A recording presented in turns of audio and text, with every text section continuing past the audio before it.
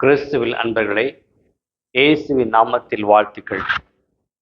நமது நலம் இல்லத்திலிருந்து உங்களை தேடி வந்து கொண்டிருக்கும் இந்த நலம் நற்செய்தி சேனலை பார்த்து நீங்கள் பயன்பெற்று வருகின்றீர்கள். அதை உற்சாகப்படுத்துகிறீர்கள். உங்கள் அனைவருக்கும் நன்றிகள். தொடர்ந்து பார்த்து பயனடையுங்கள். பெற்ற பயனை பிறரோடு பகிர்ந்து கொள்ளுங்கள். இன்று பாஸ்கா காலத்தின் 5ஆம் ஞாயிறு. இன்றைய 3 வாசகங்களும் நாம் இறைவனோடு இணைந்து ஒன்றித்து மிகுந்த கனி தர வேண்டும் என்பதன் அவசியத்தை உணர்த்துகிறது. நானே திராட்சை கொடி, நீங்கள் அதன் கிளைகள். என்னோடு இணைந்திருங்கள். ஒருவர் என்னோடு இணைந்திருந்தால், நான் அவரோடும் இணைந்திருந்தால் அவர் மிகுந்த கனி தருவார் என்கிறார் இயேசு. அன்பர்களே, உங்கள் முன் 3 விவிலியத்தின் அடிப்படையில் வருகிற நபர்களை முன்வைக்கிறேன். இன்று முதல் வாசகத்தில் தூய பவுலடியார். பவுலடியார் இந்த உருமாற்றத்திற்கு முன்பு சவுலாக வாழ்ந்தவர். அவருடைய படைபலம், அதிகாரம், அரசரின் அரவணைப்பு இவையெல்லாமே அவருக்கு பக்க பலமாக இருந்தது. ஆனால் இயேசுவை சந்தித்த பிறகு இந்த அனைத்து அந்த நபர்களையும் அதிகாரத்தையும் அவர் எரிந்துவிட தயாரானார். தூக்கி எறிந்தார். இயேசுவை மனதார தழுவி கொண்டார். மிகுந்த கனிகளை கொடுத்தார் தூய பவுலடியார். சவுல் என்ற பழைய கனிகொடாத கிளைகளை அவர் தரித்து எரிந்து நெருப்பிலிட்டு தீக்கிரையாக்கினார். 2வது உதாரணம் மத்தேயு நற்செய்தியில் 5ஆம் அதிகாரத்தில் 8 முதல் 13 வரை உள்ள வசனங்களில் பார்க்கிறோம். 101 தலைவன் நமக்கெல்லாம் தெரிந்ததே. அந்த தலைவன் இதுவரை தன்னையும் தன்னுடைய படைபலத்தையும் அதிகாரத்தையும் சார்ந்து வாழ்ந்தவன், அரசனையும் சார்ந்து வாழ்ந்தவன். அந்த அளவிற்கு அவனுக்கு மகத்துவம் இருந்தது, மக்களிடத்தில் மதிப்பு இருந்ததாக அவன் நினைத்துக் கொண்டிருந்தான். தன்னுடைய மகன் அந்த நோயுற்ற பொழுது அனைத்தும் சிதறி அழிந்து போகிறது. இயேசுவை காண பேராவல் கொண்டிருக்கிறான்.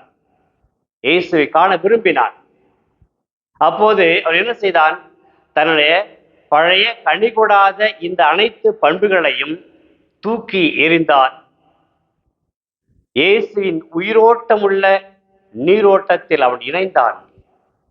இயேசுவின் உயிரோட்டமுள்ள நீரோட்டம் அவனுடைய மகனுக்கு உயிரோட்டத்தை கொடுத்ததை பார்க்கிறோம்.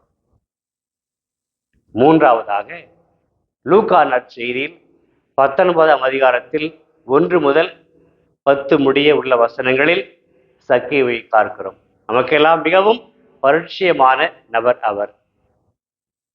சக்கேயு வாழ்க்கையில் பல ஆண்டுகளாக பல கனிகொடாத கிளைகளை தாங்கி பிடித்து வாழ்ந்த மனிதன். அந்த கிளைகளால் அவருக்கும் பயனில்லை, அவருடைய குடும்பத்தாருக்கும் பயனில்லை, மாறாக மற்றவருக்கு தொல்லைகளே. அந்த சக்கேயு என்பவர் அவர் என்ன செய்கின்றார்? மக்களை அளவுக்கு அதிகமாக வாட்டி வதைக்கிறார். அவருடைய துயரம் தாழவில்லை. ஆனால் இயேசுவை காண வேண்டும் என்ற ஆர்வம் அவர் உள்ளத்தில் இருந்தது. தேடி செல்கிறார். இயேசு அதனை புரிந்து கொண்டு செய்தார். இன்று நான் உன் வீட்டில் தங்க வேண்டும்.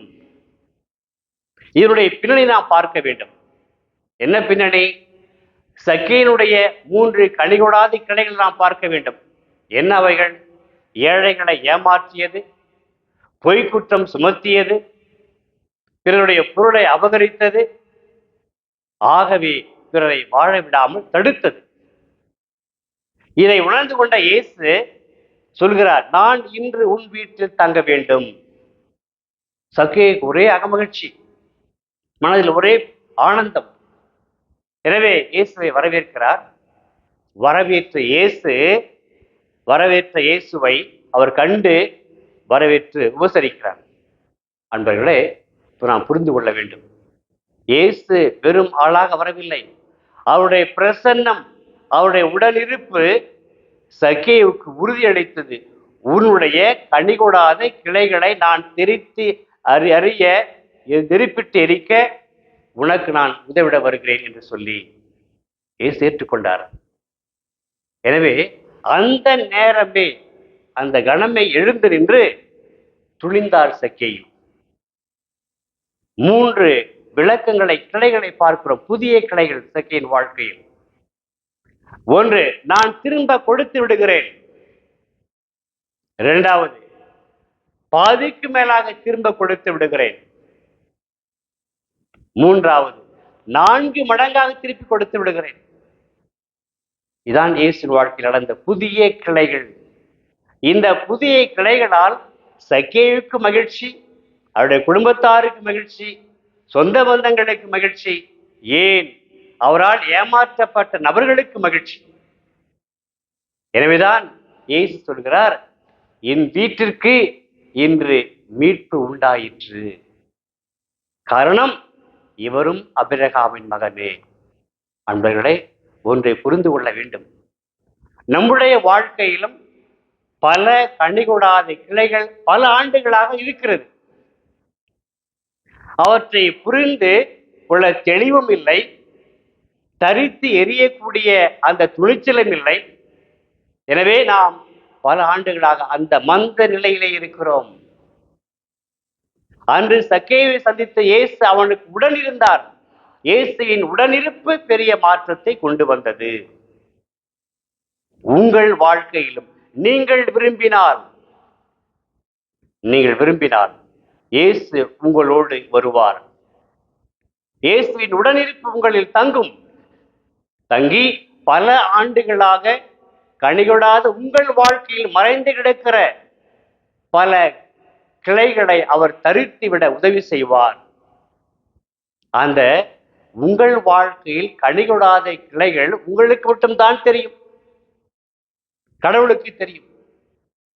இன்று தெளிவு பெற்ற மக்களாக சக்கேயுவை போல அதை தெரித்து எரிந்து நெருப்பிலிட்டு எரிக்கக்கூடிய அந்த தெளிவும் துணிவும் உங்களுக்கு வேண்டும்.